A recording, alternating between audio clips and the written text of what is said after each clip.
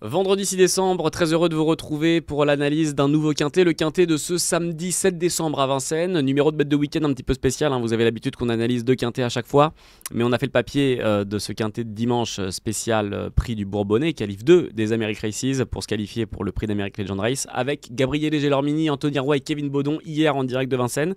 Vous pouvez le retrouver sur l'antenne d'Equidia, equidia.fr et sur la chaîne YouTube d'Equidia, et c'est pour ça qu'aujourd'hui on ne va analyser que le quintet de ce samedi, très beau quintet. Réservé à des chevaux qu'on connaît bien et d'autres un petit peu moins bien qui viennent de partout en Europe, mais on va vous en dire un petit peu plus dans quelques minutes. Deux experts m'accompagnent pour faire le papier, avec à ma gauche pour commencer Hugo. Comment ça va Hugo? Salut Elliot, salut à tous. Écoute, la forme, ravi d'être là pour analyser ce quintet plus, un très beau quintet qui nous attend, réservé au cas mal, un groupe 2, donc hâte d'analyser tout ça. Effectivement, ce quintet est un peu, cette course est divisée un peu en deux. On aura les femelles qui s'affronteront un peu plus tard dans la journée dans un pic 5, les femelles de 4 ans. Et bref, on va d'abord se contenter des mâles qui vont s'affronter donc dans ce quintet, le prix Octave d'Ouenel. Avec nous pour faire le papier, monsieur Didiv. Comment ça va Didiv? Bon, ça va très bien, on a deux super quintets plus ce week-end, donc ravi d'être ici. On va commencer sans plus attendre l'analyse de ce quintet R1C4, je le rappelle, ce samedi, départ 15h15 comme vous en avez l'habitude maintenant le week-end.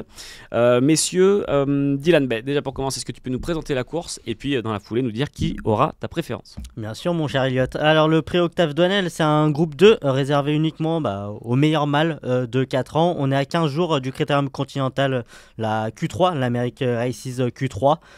Les meilleurs cas, et puis on est sur le parcours classique, dans le Critérium Continental on sera sur les 2100, donc ça sera un peu plus long et c'est pourquoi ma préférence ira vers le numéro 17, Cocktail du Dain. On le connaît par cœur, il lâche jamais le morceau et puis quand il prend la tête, il est vraiment difficile à battre. Cocktail du Dain qui fait partie des plus riches de cette course, c'est assez flagrant, il est quasiment à 1 million d'euros de gains, et quand on regarde juste avant lui, on a Killmister qu'on connaît peut-être un peu moins chez certains, mais qui est à 800 000 euros, et sinon on est à 375 000 euros de gains, un peu plus loin. Hugo, Cocktail du Dain qui sera aussi ton numéro 1 dans ce quintet. Et oui, j'ai également jeté mon dévolu sur Cocktail du Dain, il a repris de la fraîcheur dernièrement, ça fait à peu près 2 mois qu'il n'a pas couru. Il retrouve une épreuve dans un groupe 2. Il a couru 14 fois, 50% de réussite. Je pense également qu'il va pouvoir, dû à sa reprise de fraîcheur, prendre rapidement les devants comme il sait faire et imprimer un gros rythme. Donc c'est pour ça que j'ai choisi ce numéro 17, Cocktail du Dain. Cocktail du Dain donc qui se présente comme favori d'Hugo et de Dylan et surtout de la majorité des turfistes. Ce samedi, on en saura un peu plus demain. Qui pour l'accompagner sur le podium? Qui pour décrocher les accessites au départ de ce quintet, Didier? Pour moi, le numéro 6, Jazzman, on a vraiment retrouvé le vrai Jazzman la dernière fois. Il a été très fort. Il a produit un violent effort dans la montée pour prendre l'avantage et il a résisté jusqu'au bout à Cocotte. Ce Jazzman, il est de nouveau déféré des postérieurs. C'est un cheval qui est d'origine étrangère, donc il n'a pas beaucoup d'opportunités. Là, c'est une rencontre internationale. C'est pourquoi je pense qu'il peut en profiter et pourquoi pas titiller Cocktail du Dain. Hugo, j'aime beaucoup également Jazzman, je rejoins Dylan là-dessus. Il m'a vraiment impressionné dernièrement, c'était sur les 2850 mètres. Il devançait également ce jour-là deux chevaux qu'il va retrouver aujourd'hui, c'était le numéro 3, Kobayashi, qui connaît vraiment des résultats en dents de scie dernièrement, et le numéro 7, Caviarissime, qui va également retrouver les meilleurs. J'aime beaucoup Jazzman et c'est pour ça que je l'ai placé très haut dans mon ticket. Et je l'ai également placé devant, on peut en parler, c'est le numéro 10, Calsfella, qui vraiment retrouve... il est en plein dans son sport, sur les 2700 mètres de la grande piste. Il était 5e du critérium dès 4 ans, donc vraiment un petit peu ma base solide aujourd'hui, ce Calsfella, le numéro 10. Alors, j'allais vous demander, messieurs, qui peut venir bousculer un peu l'ordre de ce quintet, qui peut venir créer la surprise ou du moins faire l'arrivée à une cote assez élevée, assez intéressante. Dylan, je crois qu'on va se diriger vers la Suède. Exactement, le numéro 2, Baron Tilly, un compétiteur suédois, c'est un gagnant de groupe 1. Il a gagné un groupe 1 en Suède, il a gagné au plus haut niveau. Et puis son entourage a fait appel à Eric Raffin qui a gagné les Club sur place avec Orsi Dream. Et il est déféré des 4 pieds d'entrée de jeu, c'est un cheval très dur à l'effort et les 2700 mètres ne vont pas le déranger, ce Baron Tilly, donc je m'en méfie tout particulièrement.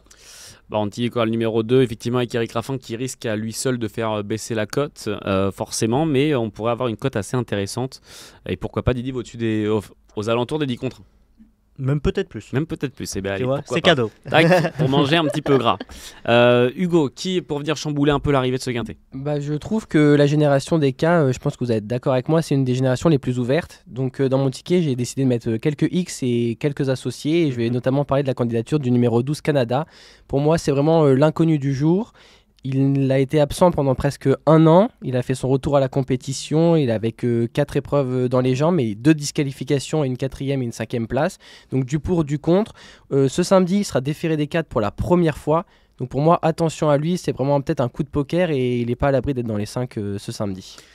Messieurs, je vous propose qu'on fasse le ticket et qu'au moment de ce ticket, du coup, on puisse parler, rentrer dans les détails peut-être de certains chevaux dont vous n'avez pas pu trop parler tout de suite. Je vous propose tout de suite qu'on le fasse. Tac, voilà, ça s'affiche. Dylan, on va t'écouter pour ton ticket Quintet Plus. Allez, feu pour mon ticket. Mon favori, c'est le numéro 17, Cocktail du Dain. Tout d'abord, je vous propose une formule combinée en 6 chevaux.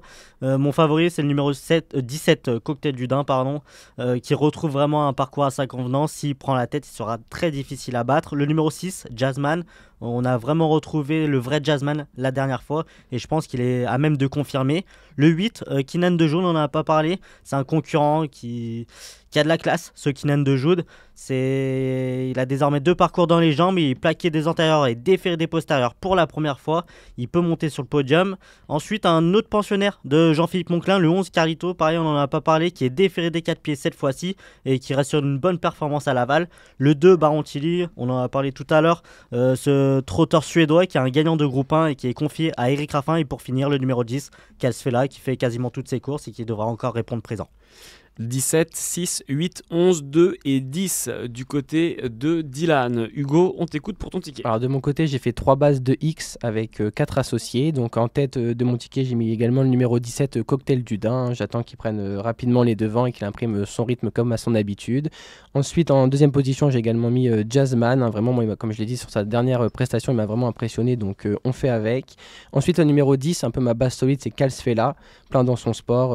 J'aime beaucoup également le pensionnaire de Fabrice Soulois. Et mes 2 X avec 4 associés. Donc on va commencer par le 14. On n'en a pas parlé, c'est Xar. Vraiment un redoutable finisseur avec une grosse pointe de vitesse. Tout sera question de parcours. Petit bémol aujourd'hui, pourquoi il n'est pas dans mes bases, c'est parce qu'il n'est pas déféré des 4. Mais même s'il va porter un petit peu de poids, impossible de faire sans lui. Ensuite, le numéro 12 Canada, j'en ai parlé tout à l'heure, un peu l'inconnu, le X de la course, mais attention de ne pas être surpris, donc c'est pour ça que je le mets. Le numéro 8 également, comme Dylan, Kinan de Joud, on en a parlé, 2 retours à Vincennes, il a 2 parcours dans les jambes et il est présenté PA-DP. Donc également je fais avec.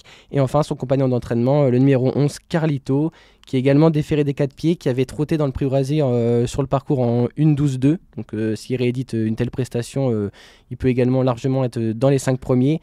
Petit bémol, attention, son entraîneur a confié qu'il ne l'avait pas trop plu à l'entraînement, il ne lui avait pas trop plu. Et il peut faire non partant. Donc attention juste à cette donnée-là, je précise, mais sinon, c'est mon ticket final. Voilà. Un quintet avec des bases et des associés du côté d'Hugo. Les bases 17, 6, 10, 2X. Et les associés, ce seront dans l'ordre 8, 11, 12 et 14. 2 formules différentes, comme ça vous avez le choix pour faire le papier. Je vous le rappelle, ce samedi, justement, comme son nom l'indique, super samedi, à suivre tout au long de la journée. Article disponible sur equidia.fr. Abdelak, notre journaliste, vous en parle en détail pour que vous ayez toutes les infos sur ce super samedi mis en place par le PMU et que vous puissiez en profiter pleinement. Voilà, c'est une fois par mois, donc profitez-en. Et Abdelak, encore une fois, sur equidia.fr, vous explique tout sur ce super samedi. Et de notre côté, on vous a donné les clés, on l'espère, pour analyser au mieux ce quintet, vous conseillez au mieux pour vos jeux, ou alors du moins nourrir votre réflexion. Et comme on le disait, cette course-là est réservée aux 4 ans mâles. Il y aura un peu plus tard dans la journée à Vincennes le Pic 5 qui sera réservé quant à lui aux meilleures femelles de 4 ans. Donc ça va être aussi une très belle course à suivre, un très beau week-end dans tous les cas qui s'annonce du côté de Paris-Vincennes. Merci encore Hugo. Merci Elliot, merci Dylan, merci à tous. Merci Didiv. Merci à toi Elliot. Et quant à moi, je vous souhaite un très bon week-end de course, un très bon week-end de qualif pour les American Races et on se retrouve à partir de lundi. Très bon week-end, ciao.